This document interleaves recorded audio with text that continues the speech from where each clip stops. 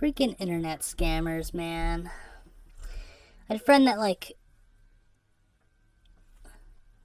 called me up and I went with her to go look at this place. I thought she had done her homework, so I trusted her, and I should have realized that I should have asked about this. I've never been scammed before, but I know. I guess going on this trip to look at this place was in itself a scam. We wasted gas to go look at it, but it was just too good to be true. I just remember, they're getting smarter now. Um, this particular scam was one where, you've probably seen these, the housing scams. Uh, but this was really good. Uh, not really good. They should have bumped up the price a little bit more to make it more believable. Uh, but I mean, really good to lead you on type of thing. They had a good backstory with like religion and all of this stuff that they understood. It was insane and it was very well written. Um, but the problem was, is it was like too good. It was too lengthy. You know, I think they don't understand that you gotta go for the middleman. They've got to make it sound real.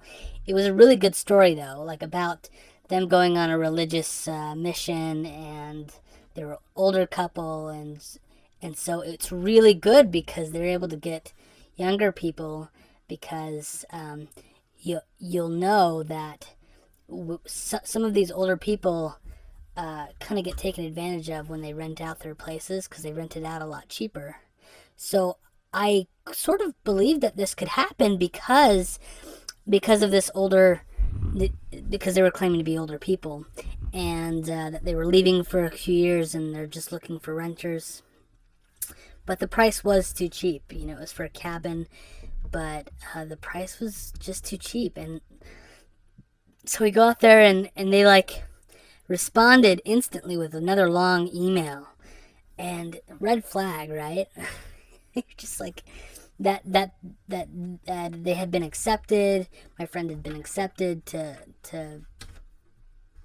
live there. I actually got excited for her. Like I just, something felt off.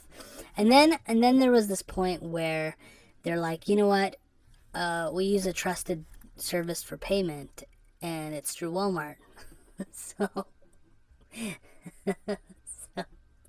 the second that happened, you know, you knew something was off. Like, why is this their trusted form of payment? It's just been so long since I've dealt with them. I avoid scammers so good, like I just, it's been like years since I've even given them like the time of day and like joked about it or looked at it. And so like, it just wasn't at the top of my head, I just don't think about scammers that much. Like, I actually keep an out of state cell phone number so that I know who's calling to scam, because they always call from, they always have your area code. So I keep mine to avoid scammers, right? Anyway,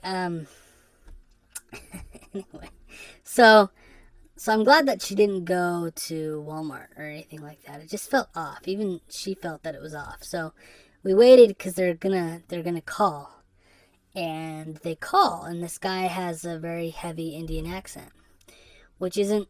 That's just not a common population where we live. And you don't want to like come off, you know, with any kind of assumptions.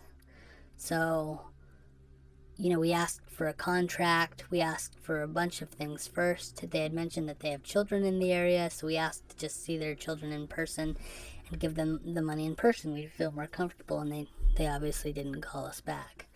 But it just made me just infuriated again, like most people are, because I work with older people and I know how much they're taken advantage of, and I know how much they're taken advantage of medically.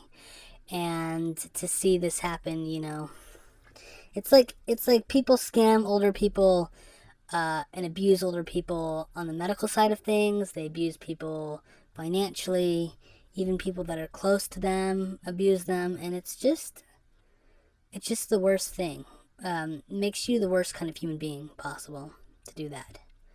when you take advantage of someone for their disability, you are the worst person. You're the worst kind of person in this world, I think. Um, I mean, it's terrible. It's absolutely terrible. Yes, I'm judgmental about it because it was gonna happen to my friend. I'm glad it didn't. I'm glad she took the steps and we avoided it. But you know, so bad. So I actually had a good day today because when I get infuriated, I'm not depressed as much. I mean, I got angry and then I enjoyed going online and watching hackers tear down their computers and infect these scammers with viruses and Trojan horses that absolutely turn their computers into bricks. It's something very enjoyable. I suggest you go online and check it out. I mean, what's sad though is I know that some of these call centers over in India or all of these places, some of them are run with like kind of human trafficking, which is terrible. So it's not so much that they are the problem. They might not even have a choice. It's the people that run those facilities. Those are the worst human beings. I mean, human trafficking is absolutely terrible. And it happens in every city in the world. And, yeah. Yeah. I don't know. I wonder what got them to that point in their life. You know? Why they're making those decisions. Is it because they want money or things? I don't know. Like, what are they doing with that money? What are the bosses of these human traffickers doing? Like, are they sitting on boats? Are they just laughing to themselves? Are they surrounding them with like-minded people to feel okay with what they're doing? To justify their existence? I don't know. It's crazy. I mean, I don't know how you live that way unless you're on drugs all the time to avoid thinking about what you're doing. For real. I mean, it's not like you can. I don't know how you can live. Like you're not being honest with yourself first off, so you can't be happy. So then you have to take drugs to make yourself feel happy to avoid the reality of the situation. I don't know. I don't know how people do that. I don't know how they were raised to get in that position to want to actually do that to begin with. Um, I don't know. But I did get a certain satisfaction about not watching people suffer, but watching their computers, watching the tools that they're using to scam older people get sabotaged. Um, it's really fun. It's so fun. They'll disguise their voices as old people. I think I would do that too.